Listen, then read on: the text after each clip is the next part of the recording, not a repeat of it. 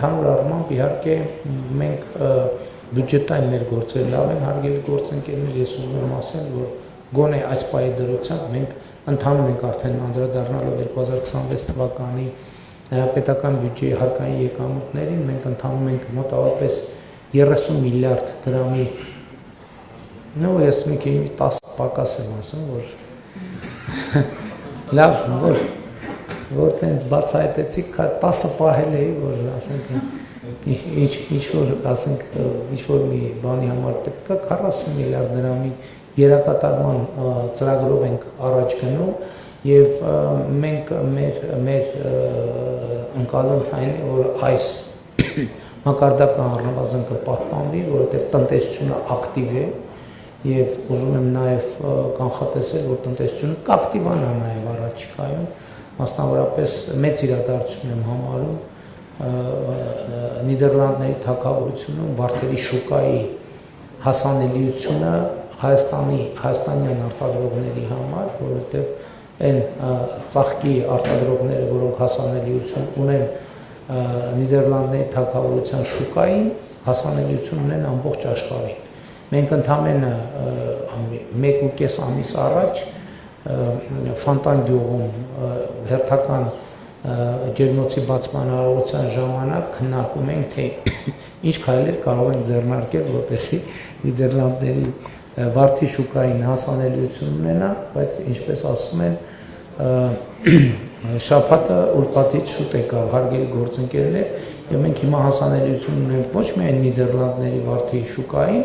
այլև մենք փաստացի ունենք հստակ քաղաքական հանձնառություն, որ Հայաստանի Հանրապետությունից գյուղմթերքը Եվրոպական միություն կարտահանվի առանց մաքսատուրքի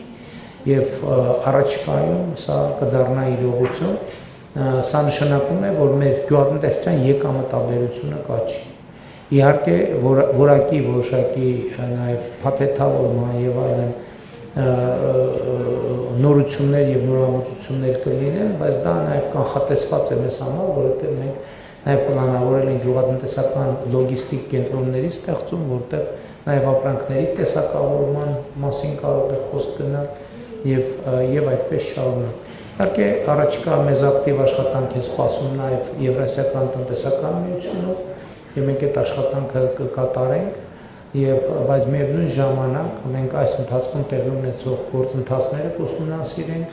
եւ Եվրոպական միության հետ արդեն ունենք պայմանավորվածություն, որ արագ արձագանք կլինի 50 միլիոն եվրոյի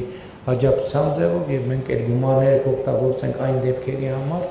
երբ կտեսնենք, որ չարդարացված ձևով, այսինքն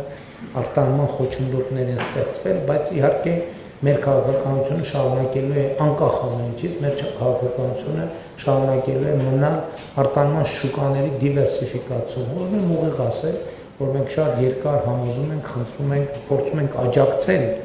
մեր տնտեսվարողներին, որպեսզի իրենք դիվերսիֆիկացնեն արտահանման շուկաները եւ այս ուղղությամբ որոշակի շարժեր իհարկե կան, որովհետեւ Եվրամիության ուղղությամբ մեր արտահանումը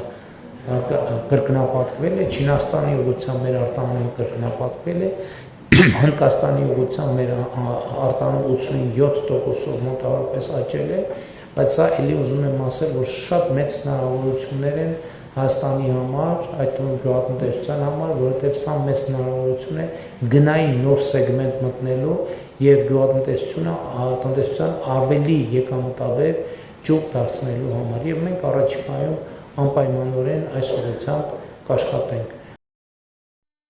Հավանիչ տեսանյութը եւ բաժանորդագրվիչ նորությունները բաց չթողնելու համար